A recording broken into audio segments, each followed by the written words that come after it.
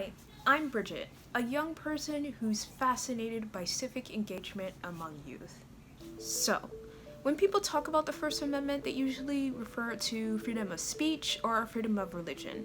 In middle school, I remember talking about how the government can't infringe on our freedom of speech, but we didn't really go into detail about the rest of the five freedoms, like freedom of assembly, freedom of petition, and freedom of press. So today we're going to focus on two First Amendment freedoms that don't get that much attention: freedom of petition and freedom of press.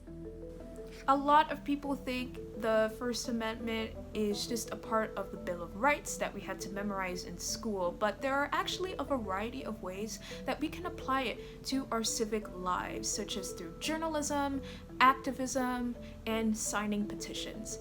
Here's what Caleb Dunson and Michaela McDonald, two students who've taken civics classes, have to say about how the First Amendment is taught. I feel that we touched more so on freedom of speech and how you can use it and how you can say what you want, but you won't, be persecuted or be in jail for it. But as far as the other amendments, the other parts of that amendment, I feel like they could have gone deeper and more in depth into it. A lot of people kind of leave out freedom of petition and freedom of press when they're talking about the First Amendment. We didn't actually have the opportunity to go out there and say, hey, if you want to write this article, you can go ahead and write this article, and you have freedom of speech in that sense. And if you want to go and join this protest, you can go and join this protest. There is, in fact, more to the First Amendment than just freedom of speech and freedom of religion.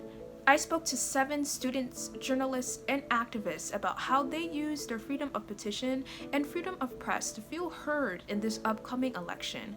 And turns out they use a variety of ways to elevate their voices. Here's what freedom of petition and freedom of press have empowered them to do.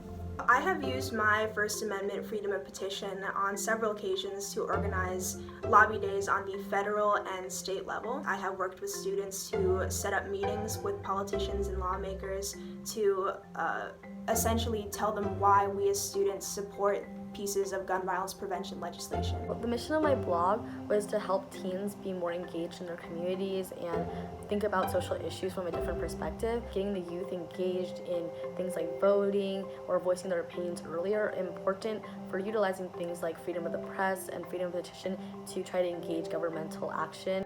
I was able to write a story on a sewage flood that had affected hundreds of homes in Southeast Queens. That was a way I was really able to bring the residents' voices, to light. Writing for my local paper, writing for my regional papers as well, like City Limits, I think has really helped me learn about and engage in my communities. What we often do is write open letters and op-eds.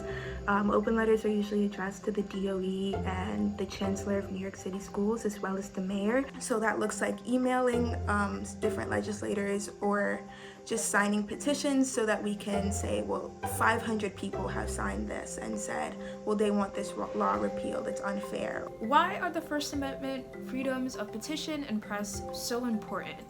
Well, student journalists can use their freedoms to inform their communities and engage in the political process. You can't miss your local outlets, because they're doing such vital work. And I think you journalists can do themselves a big favor before they can even vote by reporting on their communities, finding stories that are happening, and introducing a young person to the lobbying process, local affairs, or online petitions can go a long way.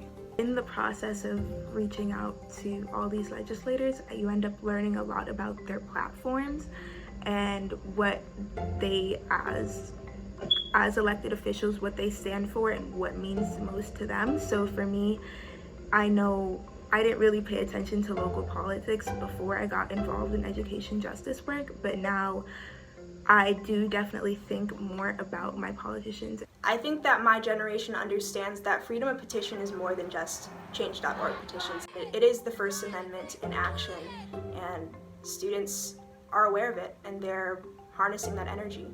So, the First Amendment guarantees you protection so that you can express yourself and become a more informed voter. But how do you apply these freedoms of petition and press to your own life? Well, you can ask for local or national policy changes on issues that matter to you. And if your elected officials don't listen to you, you can vote them out. Create, sign, and share petitions with your peers. Stay up to date on what your local, state, and national governments are doing by reading your local newspapers and reading a wide variety of news sources. Maybe you can even write an op-ed or two if you really want to put your voice out there. And lastly, Make sure that you get out to vote. and there you have it. Not only is it important to get out the youth vote this year, but learning the ways in which you can be engaged will create long-lasting habits. On Twitter, share out how you're using your First Amendment freedoms to engage in your communities by tagging Circle at @CivicYouth. Bye guys!